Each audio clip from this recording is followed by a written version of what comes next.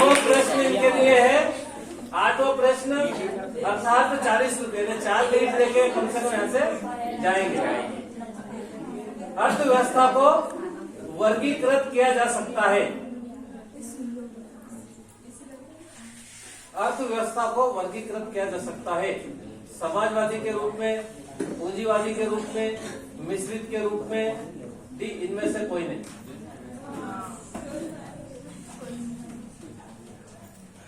अभी life line का use आपने किया नहीं है। यदि आप चाहें तो इस प्रश्न को अर्थव्यवस्था को वर्गीकृत किया जा सकता है। ये आप अगर चाहें तो लाइफ लाइन का यूज कर सकते हैं और इसको कैंसिल भी कर सकते हैं। ये जितने विद्यार्थी बैठे हुए हैं कि कॉन्फिडेंस के साथ कि हाँ इसका उत्तर ये सही है, ऐसा जो बता सकता है, आप में से हाथ खड़ा करें।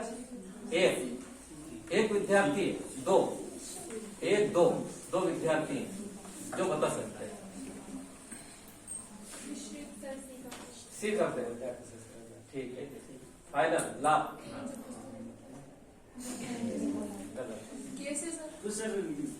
ये क्वेश्चन सुनो, इसको कैंसिल करते हैं, ठीक है। अगला प्रश्न इनके लिए 8वां प्रश्न ये कैंसिल करते हैं और अगला प्रश्न इनके लिए है ये, अर्थव्यवस्था की केंद्रीय समस्या निम्न में से कौन है। 8वां प्रश्न इनके लिए, अर्थव्यवस्था की केंद्रीय समस्या निम्न में से कौन है। उत्पादित वस्तु का वितरण कैसे हो, क्या उत्पादन हो, आवाज नहीं करे। आपके हंसी बता रही कि आपके लिए बहुत आसान क्वेश्चन है। कैसे उत्पादन हो, इनमें से सभी, डी इनमें से सभी। ताली संकेत दे रही है। इनके लिए 9वां प्रश्न है। 9वां प्रश्न आपकी कक्षा में यदि ये 10 क्वेश्चन तक बताती है तो पहली बालिका होगी, पहली विद्यार्थी जो आपकी कक्षा से दूसरे पड़ाव को क्रॉस करा। इसके पहले कोई हुआ क्या? एक विद्यार्थी है, क्या नाम है आपका? सतीश। इसके नीचे की ओर, ऊपर की ओर, दाईं ओर, बाईं ओर कीमत पर कमी आने कीमत पर कमी आने पर पूर्ति वक्र किस ओर खिसकेगा। अभी एक प्रश्न जो आपने बताया सी दाईं ओर, कीमत में कमी आने पर सी बिल्कुल सही जवाब इसके लिए इस पड़ाव का अंतिम प्रश्न। अभी इनकी लाइफ लाइन पूरी बाकी है, लाइफ लाइन इनकी बाकी है। अर्थव्यवस्था की समस्या निम्नलिखित में से कौन है। अर्थव्यवस्था की समस्या, ए आर्थिक विकास, बी साधनों का आवंटन, सी साधनों का कुशलतम प्रयोग, डी इनमें से सभी। अर्थव्यवस्था की समस्या निम्नलिखित में से कौन है। ए आर्थिक विकास, बी साधनों का आवंटन, सी साधनों का कुशलतम प्रयोग, डी इनमें से सभी।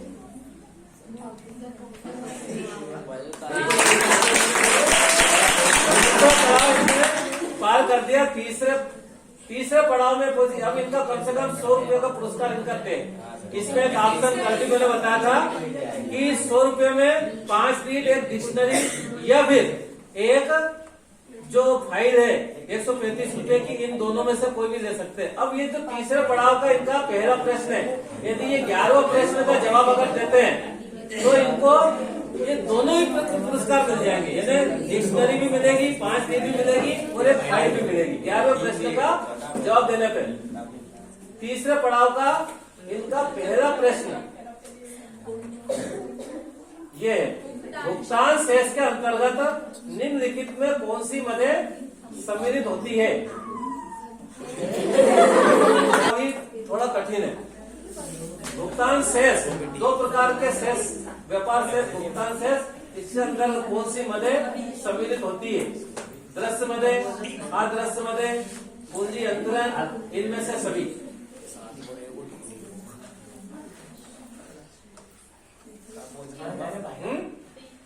कौन सा? डी इनमें से सभी। ये बता रही है इनमें से सभी डी। देखते हैं।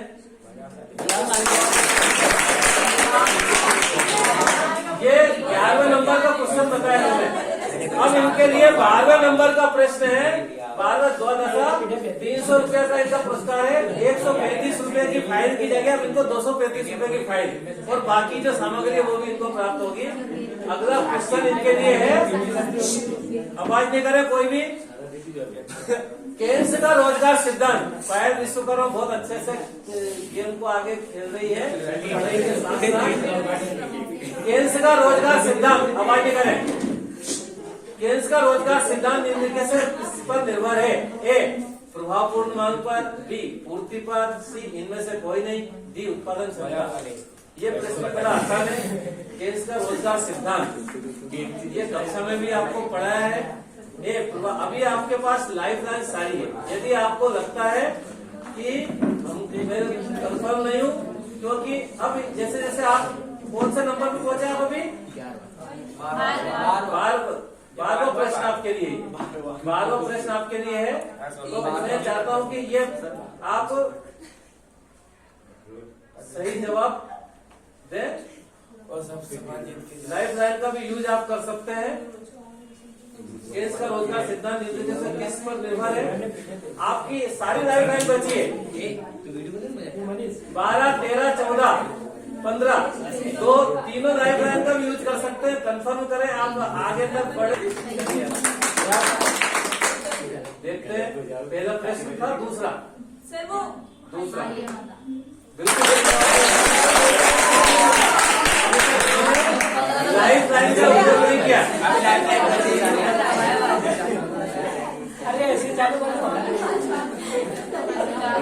इसके लिए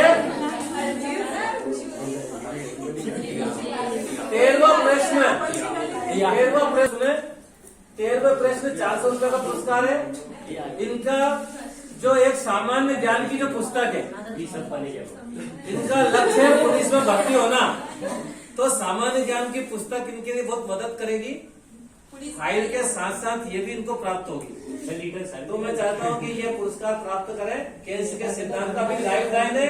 यदि आपको कंफर्म नहीं हो तो आप विद्यार्थियों से, ऑडियंस के रूप में, बेस्ट स्टूडेंट से आप पूछ सकते हैं। केन्स के सिद्धांत का संबंध ए प्रभावपूर्ण मांग प्रवृत्ति से, बी उपभोग प्रवृत्ति से, सी बचत प्रवृत्ति से, डी इनमें से सभी।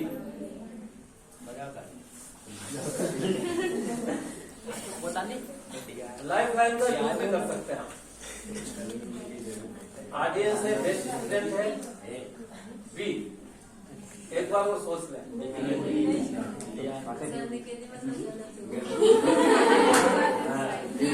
आप लाइफ लाइन का यूज करें मन से बताने की जगह, क्योंकि आपके पास 2 क्वेश्चन है, 3 क्वेश्चन है और 3 ही लाइफ लाइन।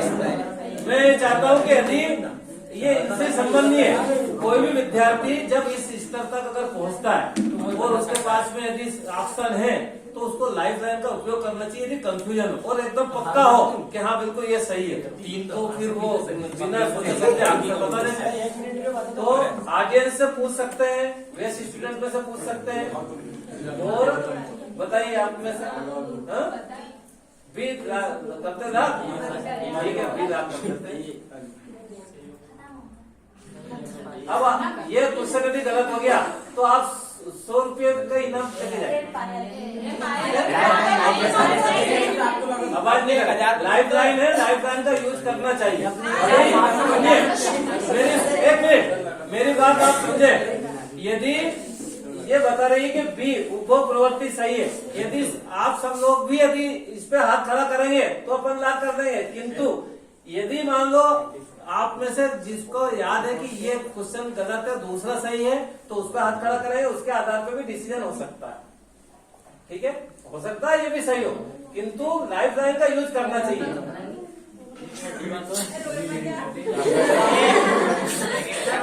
लाइफ लाइन का यूज करो मेरे हिसाब से, फिर गलत हो सकता है, भले भी आ जाए उसके आप कह रहे हो लाभ क्या डी बता रहा। चलिए इन्होंने बताया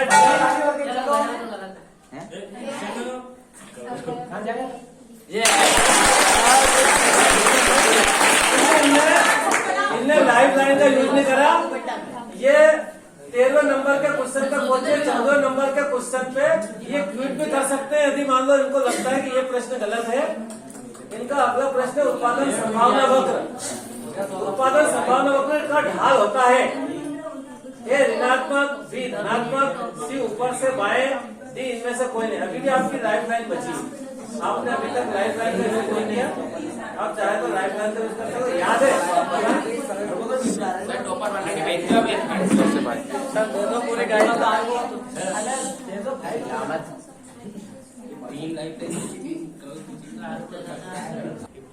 चलिए ये प्रश्न उत्पादन संभावना वक्र का ढाल, ये मैं पूछ रहा हूँ ए जिन्होंने